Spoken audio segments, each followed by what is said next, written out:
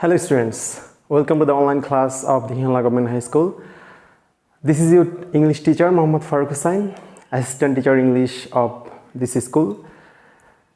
I am here today to talk about such an important topic of English second paper of class 6 to 10. Not only for the students of class 6 to 10, but it is also important for class 11, 12. Previously, in my classes, I told some topic, or I discussed some topic of English second paper and some topic of English first paper. And today's topic from English second paper is right forms of verbs or right uses of verbs. You know, this topic is very common to the students, and many students suffer much for this topic or in this topic because too many students this topic seems very difficult, and just they learn from their beginning of their education to the late of their education, they learn this topic, but still they lack in doing this topic, or they feel difficulty doing this topic. And you know, this is a vast discussed topic.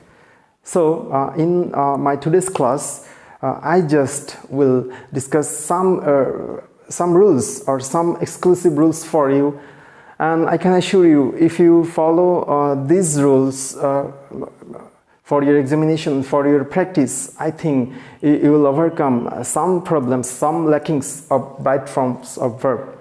Before starting discussing this, I want to tell you that you have to be very much well in tense. Today I won't discuss about tense, but I will discuss some good rules for you. But I will discuss tense in another class. But I'm telling you, just focus on tenses, because you have been learning tenses from your very early age since today's. So just focus on tenses, and you have to be clear, or you have to be expert in 4 present tenses, past tenses, and future indefinite tense. Okay, so there are 12 tenses in together, but you have to focus on present tense especially. So let's start our class. First rule I will discuss today, that is, if you see gap in the very beginning of a sentence in the right form verbs, what can you place here? Like,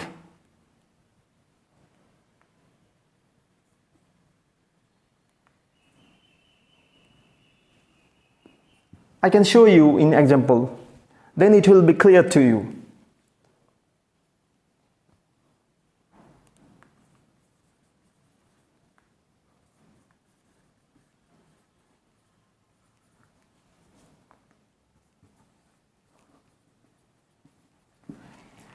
If you see this kind of question in your question paper in right forms of verb, suppose there is gap in the beginning of a sentence, like dash to school, I attended the classes. Suppose there is the verb in the box. So what can you use here?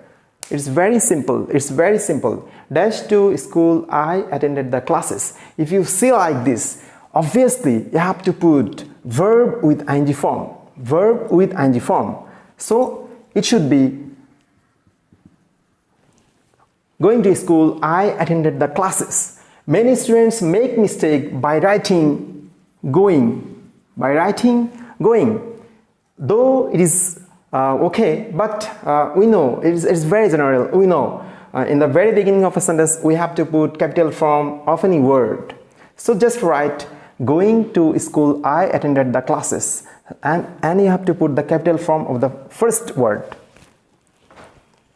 So this is the first rule. Next, just I'm discussing, I'm telling you the rules, but I'm showing you with the example, so it can be more easy, it can be more comfortable to you.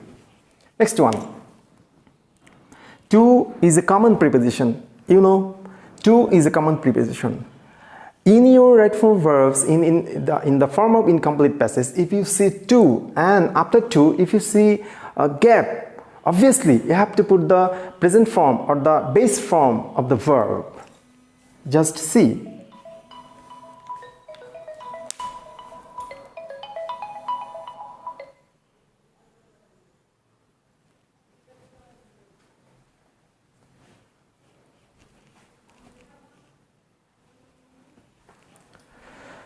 Now students, come to the next rules. What did I say to you? I went to school to dash the classes. And your verb form is attained in the box.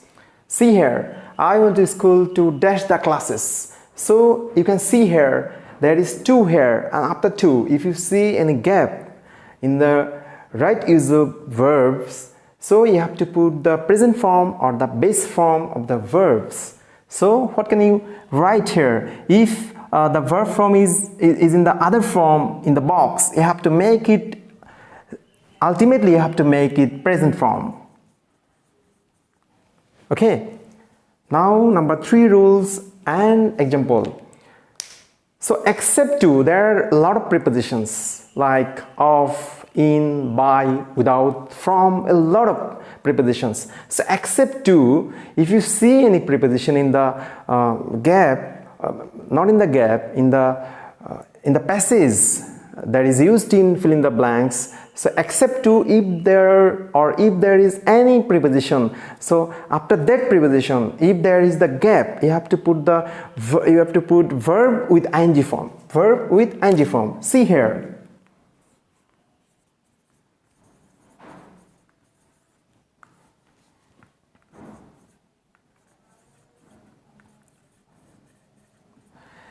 There is, I am fond of dash novels. I am fond of dash novels. So you can see here of. Of is a preposition. Except to, of is a preposition. Okay. So after this of or after this preposition, you have to put verb with ing. So it should be what? Reading. It should be what? Reading. There are a lot of examples for you in the practice sheet, in the books around you. Just follow them. And the next rule is, so I told you a few minutes ago that except after to, you have to use present form or base form of verb. But you have to remember one thing, that there are some to's. After those to's, you have to put verb with ing. So what are they? Just I'm showing you. Before writing the example, I'm showing you those two. Like with a view to, come forward to, look forward to,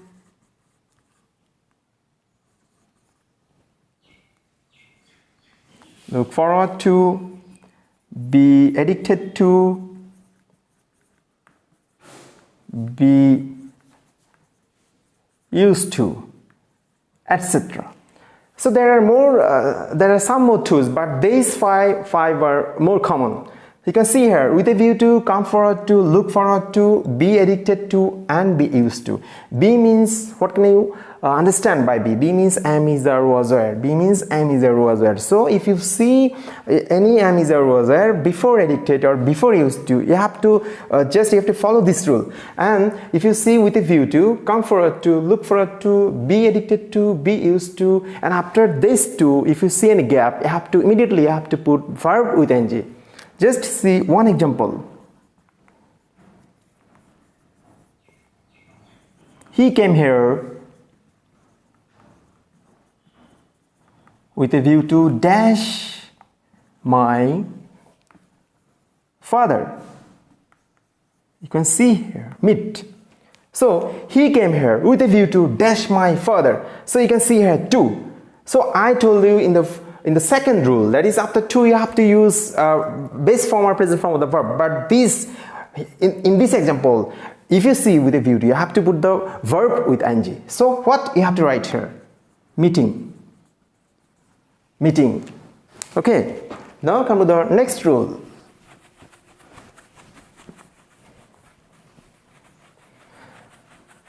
If you practice this kind of rules more and more, it will be very much easy for you to solve this to use the right forms of verb easily.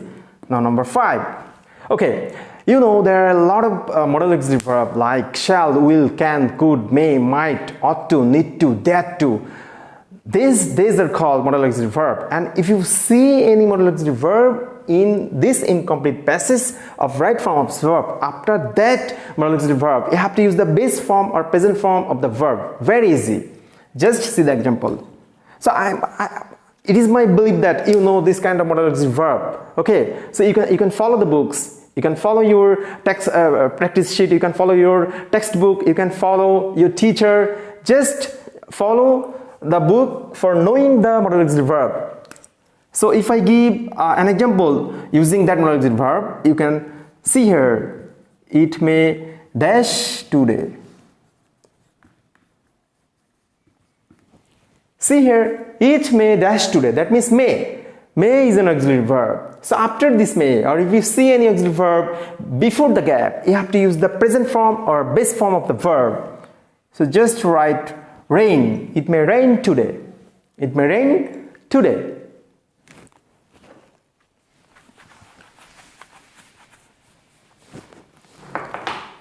Next rule. Okay, and just it is very linked to the previous rule. If you see any be after these modal auxiliary verbs, suppose it may be, it should be, the problems should be, the function would be, after any noun, after any subject, if there is modal auxiliary verb and after that modal auxiliary verb there is be, you have to put the past participle form of that verb. Just see. The problems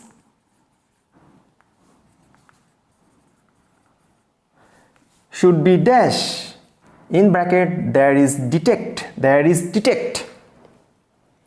Detect means find out, solve. Okay, the problems should be dash. I told you that. If you see the noun, then if you see the modal auxiliary verb, and after the modal auxiliary verb, if you see be, you have to put the past participle form of the given verb in your box or just in your bracket. So here we can see modal auxiliary verb and be. So we have to put here the past participle form. That means the past participle form of detect is what? Detected. Detected. So for today's class, now we have come to the last rule. That is, if you see or if you observe two main verbs in a simple sentence, you have to put ing with the next letter verb. Okay, and in some other way, according to the meaning, you can put ing form in the first verb. Just see.